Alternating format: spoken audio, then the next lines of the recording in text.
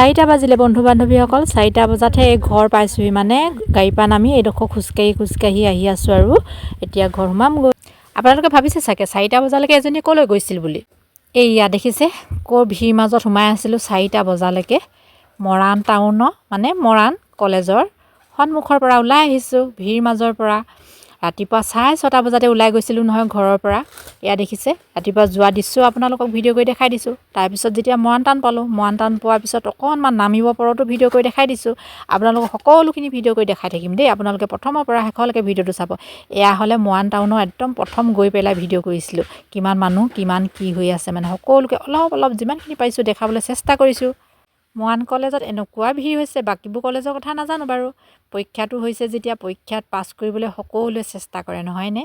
তথাপিতো চেষ্টা কৰাৰ মাজতে কিছুমান সফলো হয় কিছুমান বিফলো হয়। তাৰ কাৰণে একো চিন্তা নকৰিব কাৰণ আজিকালি যিটো পৰীক্ষা উলিয়াই দিছে যেতিয়াই তেতিয়াই আপোনাৰ 38 বছৰ 40 বছৰ নোহোৱালৈকে দিয়ে থাকিব পাৰিব।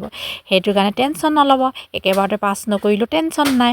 মই হ'লে আইচক্ৰীম খাই খুব ভাল পাওঁ দেই। মই আইচক্ৰীম খালোঁ পৰঠা খালোঁ এইবিলাক খাই পেলাই দেখিছেনে গছৰ তলত ছাঁত জীয়ালোঁ। তাৰপিছতে দোকানৰ মুখত আকৌ থিয় হৈ নিজকে ভিডিঅ' কৰিবলৈ ধৰিলোঁ। এইবোৰ চব স্মৃতি হিচাপে ৰাখিম বুলি কৰি আছোঁ দেই।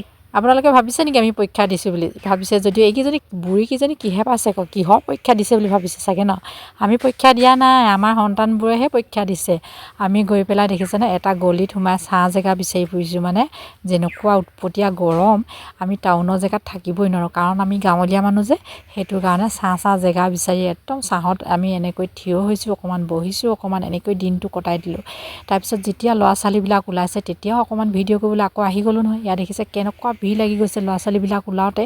তাৰপিছত ওলাই লোৱাৰ পিছত গাড়ীত উঠি ল'লোঁ। গাড়ীত উঠি লোৱাৰ পিছতো ভিৰ গাড়ী নাযায় লাহে আহি যেনে তেনে অকণমান মুকলি ৰাস্তাত ওলালোহি আৰু মুকলি ৰাস্তাত ওলোৱাৰ পিছত কিহে পায় পূৰা স্পীডত আমি আহি দিলোঁ। ধুনীয়াকৈ আকাশখন চাই সেউজীয়া পৰিৱেশ উপভোগ কৰি গাঁৱলীয়া মানুহবিলাকে এইবিলাকে ভাল পায় নহয়নে। গাঁৱত থাকে যে টাউনীয়াৰ দৰে জেগাত থাকিবলৈ পালে উৎপতীয়া গৰমত মৰোঁ জিৰোঁ কি কৰোঁ তেনেকুৱা লাগি যায়গৈ।